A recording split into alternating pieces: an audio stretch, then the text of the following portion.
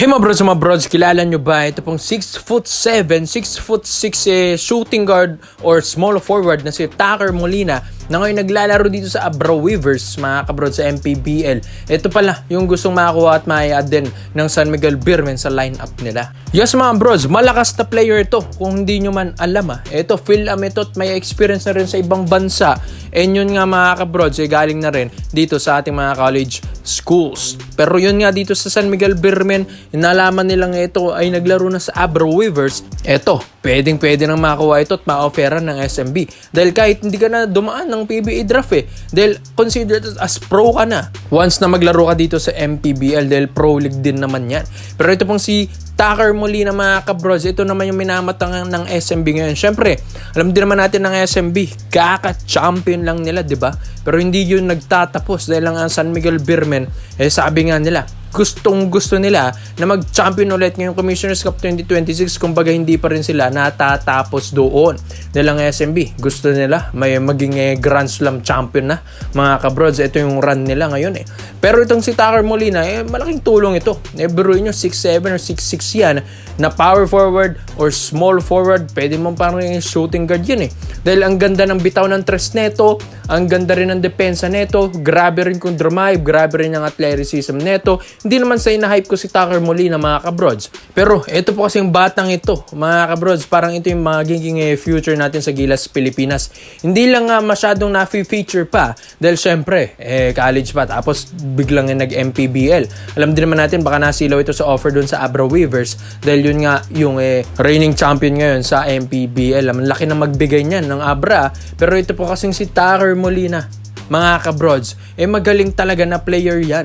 Ito po dito sa SMB. Alam ko, talagang jackpot sila at makakuha ito po si Tucker Molina if ever.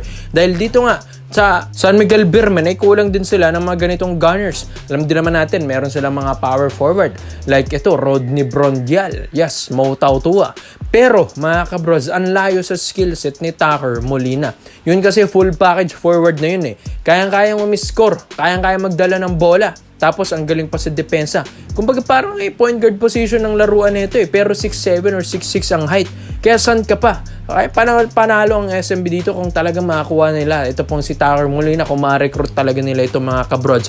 Dahil dito, sa ating paparating na Commissioner's Cup 2026, di ba, nagsilabasan na yung mga imports na kukunin ng mga independent teams at iba't ibang kupunan. Ang lalaki mga kabrods. So, kapag meron ka pang 6'7" na katulad ni Tucker Molina, mas makakatulong ito sa pag-stop ng mga imports, mga kabrods. Yes, dahil malaki pa na forward at wing ito, tapos ganito pa ang skill set niya. So, talagang makakatulong ito sa depensa at sa opensa dito sa SMB kapag may kalaban silang mga imports, mga kabrods. So, ang daming mga reports and rumors tayo ng SMB gustong kunin yung mga ibang mga players from doon sa iba't ibang kupunan. Pero syempre magti-trade sila tapos maglalagas na naman. Dahil bali-balita si Mo Tautua gusto na nilang alisin at gawing trade asset ito. Pero sayang din naman kasi kung maglalagas ka sa SMB dahil kaka-champion lang, sayang yung chemistry neto. Pero kung ikaw magsasign ka na lang ng player na walang lagas-lagas na player, tapos ilagay mo lang sa reserve list, tapos i-activate mo ang isang Tucker Molina, syempre maganda at wise ng decision ng SMB kung sakaling magganyan ang mangyari mga kabrods. Dahil ito pong si Tucker Molina, di rin basta-basta ito mga kabrods, bata pa, Phil-Am. Ang ganda pa ng skill set, ang ganda pa ng experience sa ibang bansa. Tapos yung laruan nito sa Abra Weavers, abangan nyo, baka masapawan niya yung Dave Ildefonso doon dahil ang galing nga ng mga highlights niya doon sa Abra Weavers. Kaya ikaw mga kabrods, sa tingin nyo ba Tucker Molina to San Miguel Beermen? Dito naman po tayo sa kabilang balita naman natin mga kabrods 7-footer. Yes, 7-footer Mo Bamba. Ito naman mga kabrods ang former NBA player, former NBA center, mga kabrods na mas kilala doon dati sa Los Angeles Lakers, 76ers, Clippers, Pelicans, tapos ulit yung pinaglaruan, yung Toronto Raptors. Bago lang. Ngayon 2026 lang, ito pong si Mo Bamba.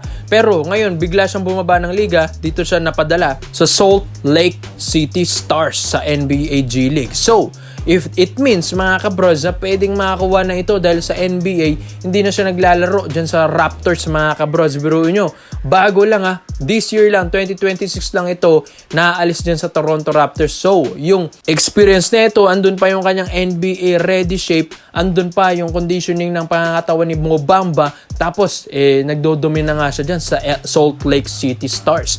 So, may reports and rumors tayo dito sa Barangay Nebra San Miguel na gusto na nilang palitan si Justin Brownlee. Alam din naman natin na listed na si Justin Brownlee as their import ngayong Commissioner's Cup 2026. Pero hindi na ba kayo nababagot mga kabrods na palagi nilang JB ang Ginebra, pero hindi rin naman hirap na rin si JB na mapachampion ng Ginebra. Eto, ayon din sa reports and rumors, gusto nga nila na itong si Mo Bamba ang maging import na ng Barangay Nebra San Miguel. Yan din yung mga nakikita natin sa reports and rumors mga kabrods. Bakit? Si Brownlee 6'6 or 6'7 lang ang height. Compare mo naman dito kay Mo Bamba na 7-footer ang height mga kabrods. Tapos ang skill set pa nito na kayang pumigil ng mga malalaking imports. Ang ganda pa ng opensa nito. Talaga magdodomina sa ilalim. Ang ganda pa ng mga chase down blocks. Ganda pa ng footwork. May shooting pa mga kabrods. Kumbaga nasa kanya ng lahat Sayang din kasi kung si Justin Brownlee na naman na maging import ng Commissioner's Cup. Dahil kung nanonood kayo ng balita sa PBA, nagsilabasan na ng mga listahan ng mga magiging imports ng mga iba't ibang kupunan ngayon. Ang lalaki, di ba mga kabrods? Ang layo sa height ni Justin Brownlee. Tapos ang lalapad pa. So, sino na naman ang kawawa? Siyempre, si Japet Aguilar. So, ito pong Barangay Nebra San Miguel, hindi nila masyadong naiisip dahil lagi na lang si Brownlee. Siyempre, super scorer ng Ginebra at ilang championship na rin ang naibigay. Yes, may respeto tayo kay JB. Pero siyempre mga brods, iba na ang panahon ngayon. Nagkakaedad na si JB. Tapos si Japet, nagkakaedad na rin. Kaya hirap na rin talaga sila kapag Commissioner's Cup. So, why not mag-try sila ng iba at kumuha ng isang NBA player na fresh pa from Toronto Raptors na katulad ni Mo Bamba.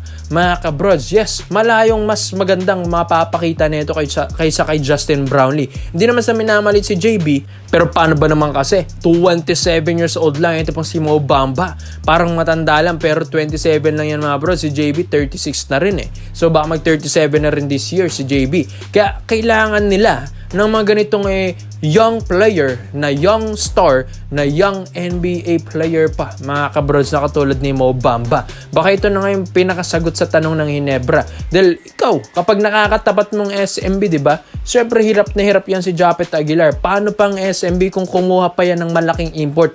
Di mas lalo nang lalabas yung weaknesses ng Ginebra dun sa center position, di ba? Lagi na lang silang kakainin, di ba mga brods? Kaya maganda na kumuha ka ng mga ganitong 7-footer mga kabrods.